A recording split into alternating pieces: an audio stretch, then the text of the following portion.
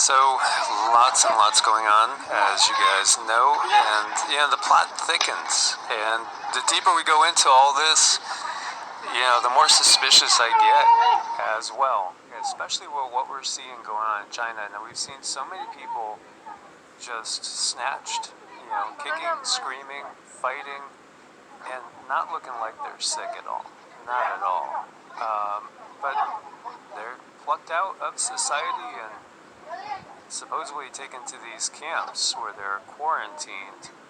But is that all that's going on here, really? Is there anything else going on as well?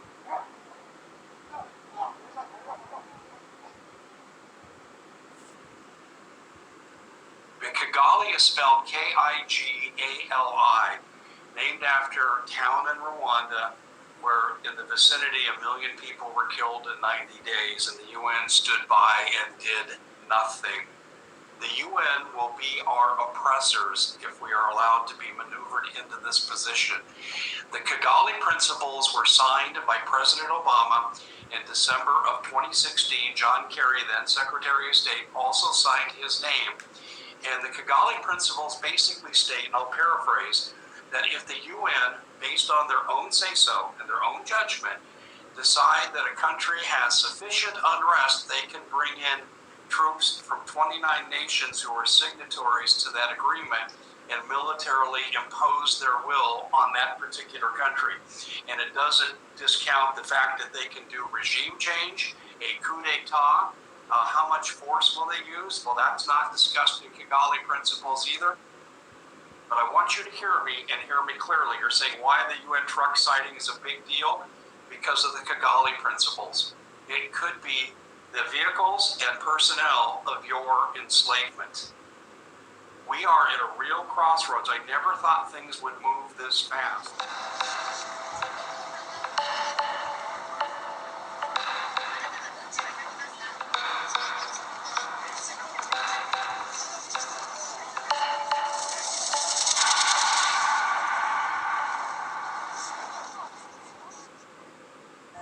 I'm here at an undisclosed location in Hagerstown, Maryland, that a convoy of UN armored vehicles and an entire unit is here. I have excellent drone footage that will show you that entire unit. What I have behind me and what you can see are these shipping containers that say UN. They're white shipping containers that say UN.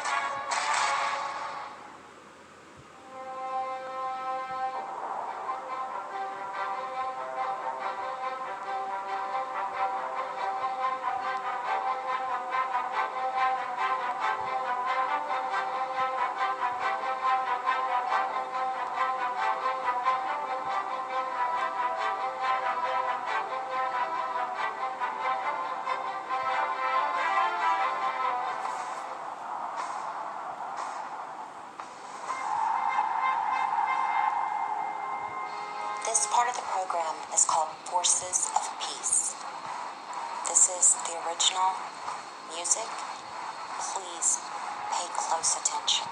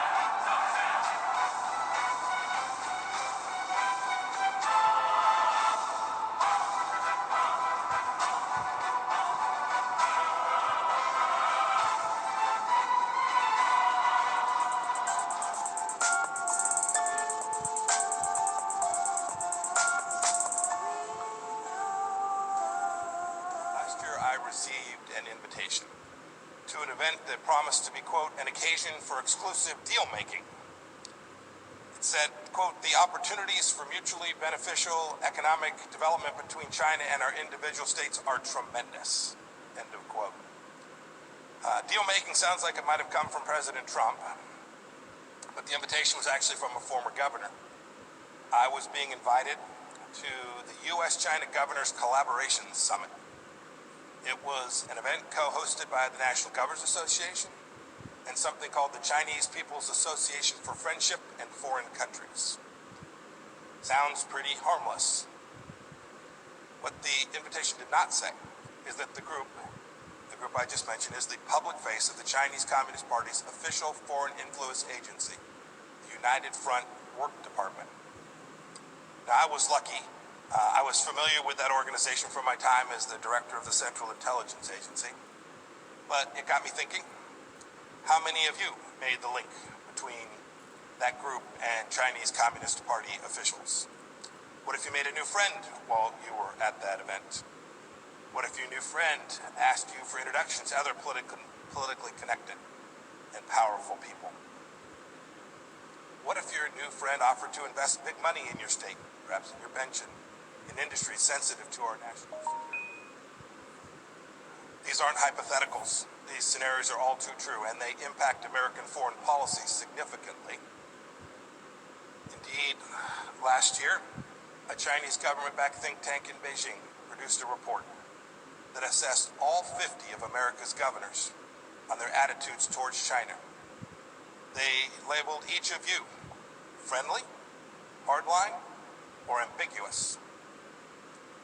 I'll let you decide where you think you belong. Someone in China already has. Many of you, indeed, in that report are referenced by name. So here's the lesson. The lesson is that competition with China is not just a federal issue. It's why I wanted to be here.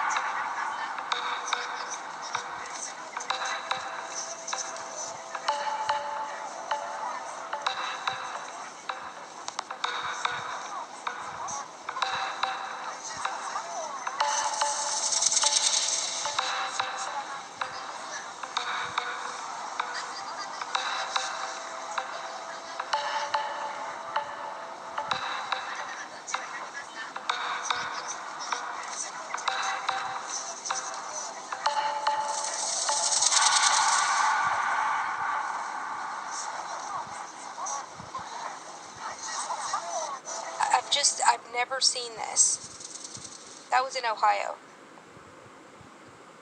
And this one's closed because of sick teachers and bus drivers. not the kids.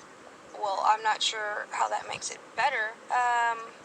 But this one, so for some East Tennessee schools, the decision to close last week came down to a number of adults who were absent more than a number of students. But then this other one says like 20 Tennessee schools. I haven't even pressed the next page yet. And so, the plot thickens. So we see the WHO Director General tweets, "We are mobilizing the UN. The blue helmets are coming." This is out of IntelliHub. World Health Organization Director General Tedros sent out a tweet on Friday admitting that the United Nations is being mobilized. This means UN troops will rove and police various nations of the world, including the U.S. So what do you guys make of that? Shalom, Israel's the brother Bakalah Wallam here with another hopeful, edifying video for the body of YAHAWAHSHI. First and foremost, I want to give all praise, honor, and glory to YAHAWAH, YAHAWAHSHI, Rakakadash, and double honors to the apostles and elders I learned this truth from, the men of GMS and the brethren with the like-minded doctrine. And shalom to the Akim and to the Aqua. See the video there, the UN troops with the elders and the apostles and the brethren all down from GMS. Kept saying it's going to be, it's going to be martial law. The UN troops is going to basically, regulate this country here, because, and you see the power, it's already set in play. The law is already passed. When Obama was in office, he signed this particular bill stating like, unrest the people, basically the UN can come in. So I want to get this in Revelations 12:12, and it reads, "Therefore rejoice ye heavens, and ye that dwell in them, and woe to the inhabitors of the earth and of the sea, for the devil is come down for the devil is come down unto you, having great wrath, because he knoweth that he have but a short time." And that devil is none other than the self-proclaimed white man, Esau Edom. So I want to also get this out of Second Ezra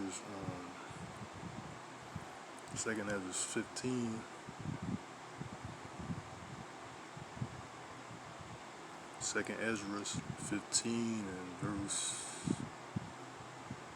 4. Start at verse 14. It reads, "Woe to the earth and them that dwell therein, for the sword and their destruction draweth nigh, and one people shall stand up.